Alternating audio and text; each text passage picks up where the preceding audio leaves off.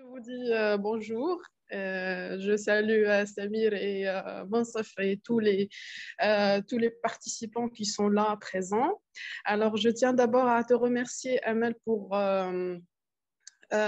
tes efforts pour faire réussir cette rencontre virtuelle.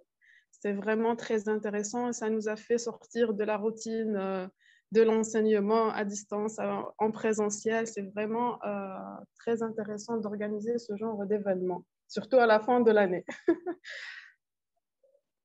Alors, sans trop tarder, je commence ma communication qui s'intitule, je dois d'abord rectifier le titre parce que je l'ai modifié.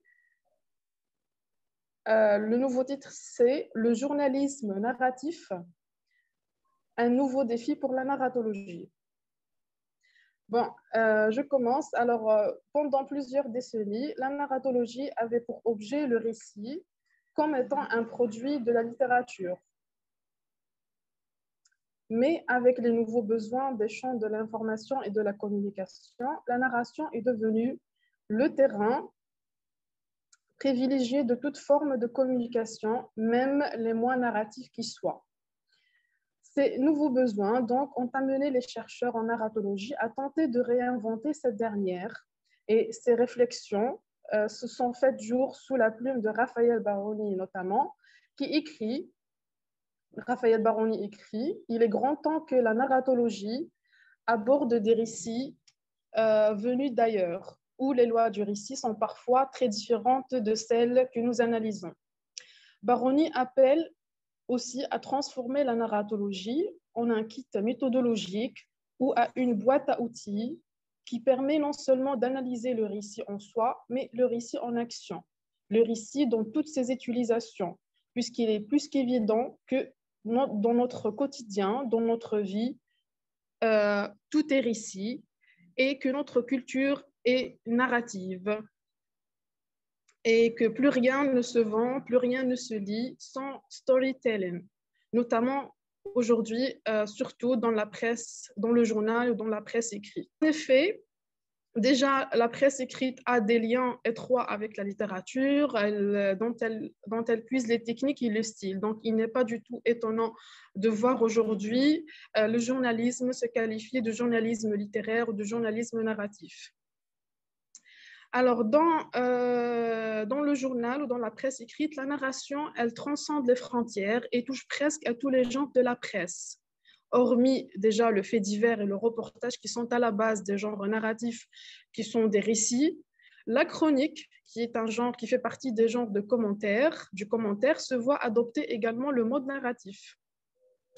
Alors, nous avançons ce constat en pensant à des exemples précis, des exemples qui sont tirés de notre presse algérienne. En effet, bon nombre de journalistes algériens qui exercent en même temps le métier d'écrivain se plaisent à raconter dans leurs rubriques des histoires fictives, des anecdotes, parfois tirées de leur vie personnelle. Alors, notre intervention se propose d'abord de montrer comment la narratologie peut nous aider à comprendre la structure des articles de presse. Et ensuite, nous allons mettre l'accent, ou plutôt nous allons tenter de mettre l'accent sur les éléments qui doivent être pris en considération si l'on veut parler de narratologie appliquée aux articles de presse. Bien sûr, je ne vais pas prétendre dresser un tableau complet des pistes que les narratologues peuvent explorer.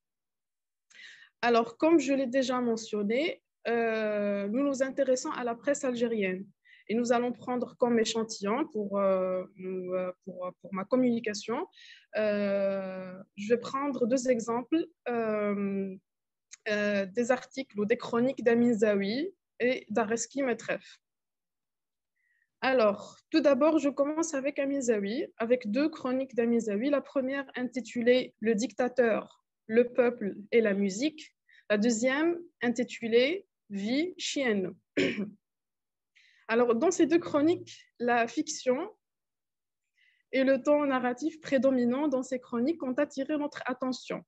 Et nous avons pu déceler le recours à des structures narratives qui s'apparentent à celles du conte et de la fable.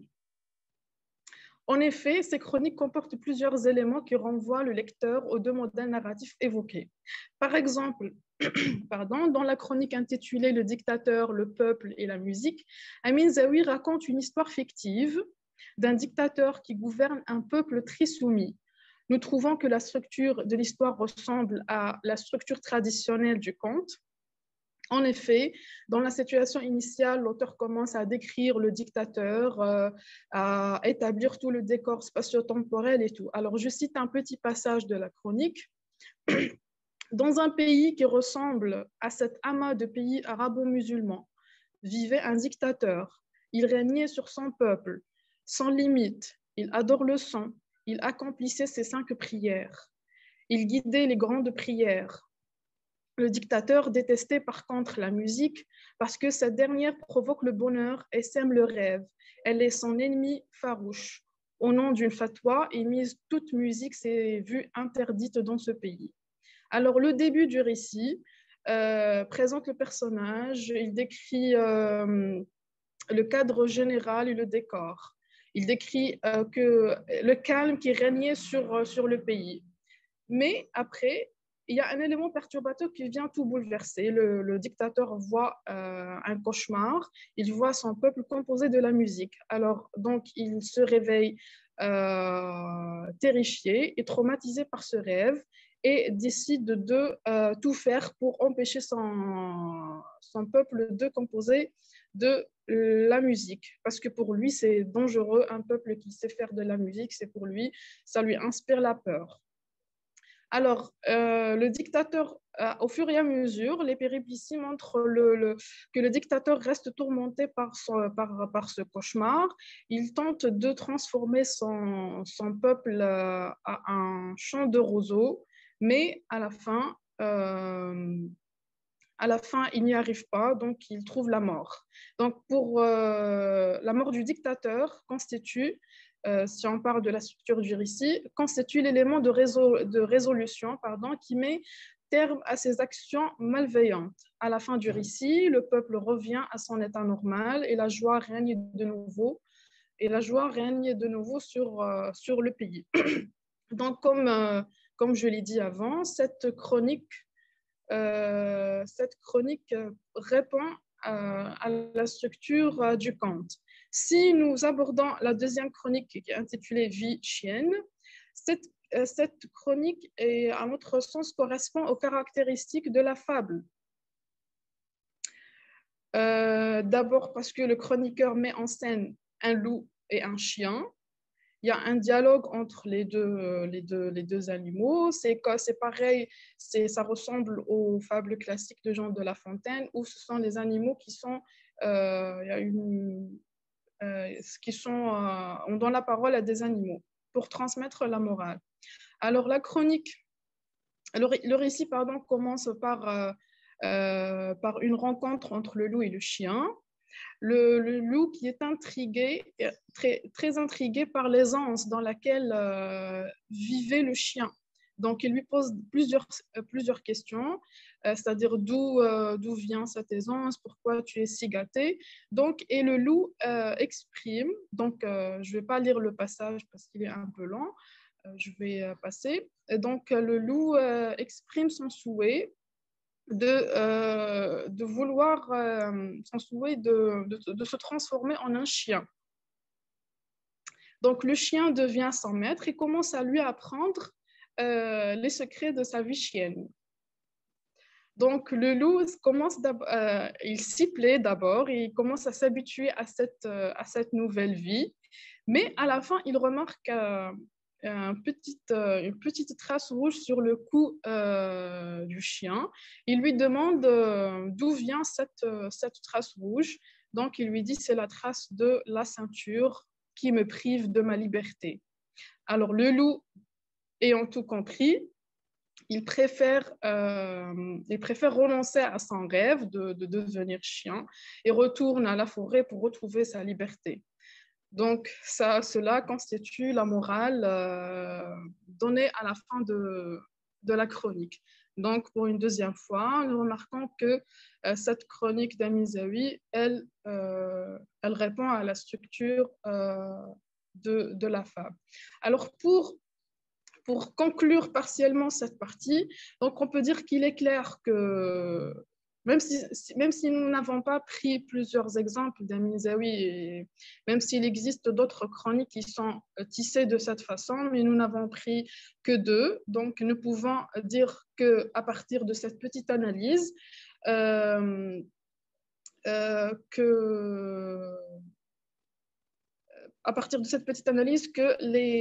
les chroniques journalistiques peuvent être des modèles narratifs et peuvent être des alternatives aux récits littéraires.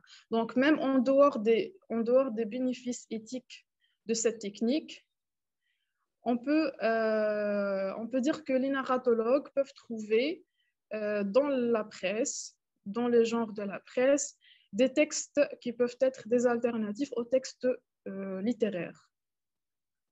Alors, je passe maintenant au deuxième journaliste qui est Areski Metref. Alors, d'un autre côté, certains journalistes dans la presse font un usage particulier des récits à la première personne. À l'exemple d'Areski Metref qui profite de sa rubrique pour glisser des commentaires, des analyses sur la littérature algérienne et autres. Je disais, nous avons constaté qu'Areski Metref adopte une narration homodiégétique et ces récits sont organisés selon le modèle début, milieu, fin. Alors, pour appuyer notre constat, nous allons prendre également deux chroniques. Nous prenons la première chronique qui est intitulée « Comment j'ai rencontré Naguib Mahfouz », dans laquelle le chroniqueur commence par mettre l'accent sur le succès du livre de Naguib Mahfouz, L'immeuble yacoubien. Alors, la chronique, elle s'ouvre sur une valorisation de l'œuvre de Naguib Mahfouz et de l'écrivain lui-même. Alors, après, le Metref exprime son souhait d'aller rencontrer Naguib Mahfouz. Donc, tout au long du récit, l'auteur raconte les difficultés qu'il a rencontrées pour pouvoir se rendre au Caire pour voir Naguib Mahfouz. Donc, il a dû financer son voyage, il a rencontré plusieurs problèmes au Caire, à l'aéroport, il a aussi souffert entre guillemets, pour pouvoir se fixer un rendez-vous avec l'écrivain égyptien. Et à la fin du texte, on peut lire qu'il réussit à voir Naguib Mahfouz. Donc, cette première chronique, elle est, à mon sens, organisée selon cette forme narrative connue, le début, le milieu, les péripéties qui s'accentuent, la tension dramatique et tout, et la fin qui est la résolution, c'est que le personnage ait réussi à atteindre son but. Alors, on peut considérer la rencontre comme un dénouement final. Bon, la deuxième chronique, elle est également tissée de la même façon, le chamelier et la basilique. Ici, il raconte comment il a pu rencontrer l'écrivain Jules Roy. Il faut dire d'abord que ces récits d'Areski Metref sont parfois mi-fictionnalisés, c'est-à-dire ils sont mi-réels, mi-fictifs, parce qu'il le dit déjà, sa rubrique dans le journal, il l'appelle les chroniques du mentir vrai.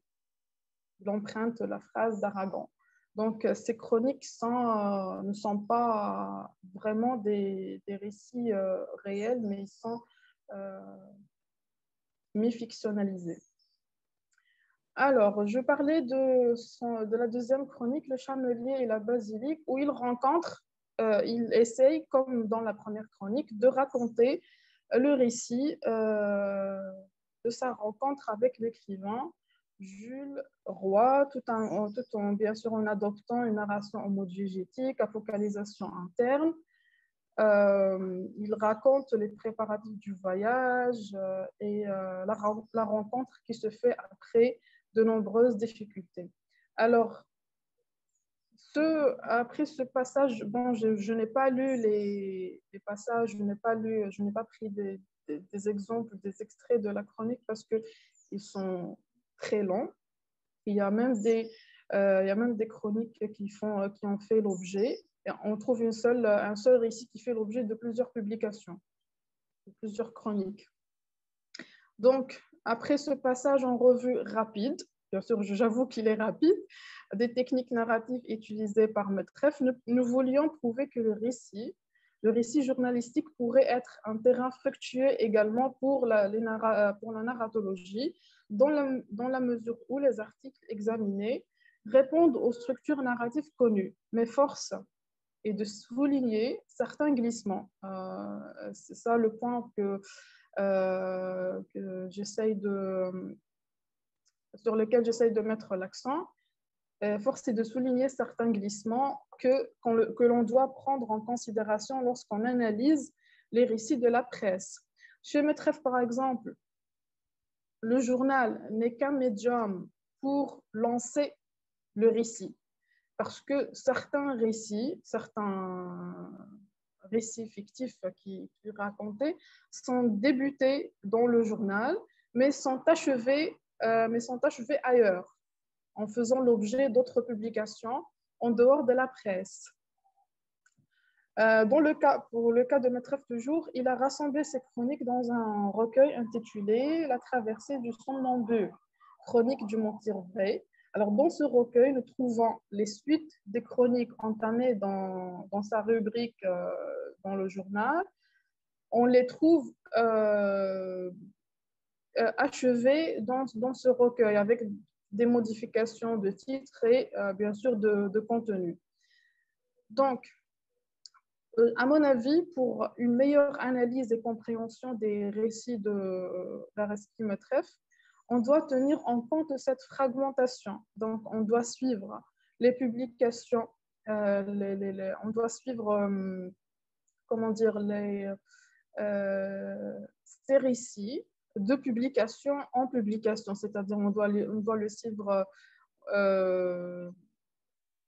on doit le suivre dans le journal, suivre les publications ou passer du journal au livre pour trouver le récit dans sa forme complète, dans sa forme plus élargie, où l'auteur a plus de liberté. Parce que dans le journal, il n'a pas assez de liberté, donc il doit continuer son récit ailleurs, où il trouve plus de liberté, où il répond aux principes généraux du récit et offre ainsi aux narratologues d'autres phénomènes à analyser, comme l'enchâssement, comme le récit emboîté, comme ce qui n'est pas possible de le faire dans une rubrique de journal.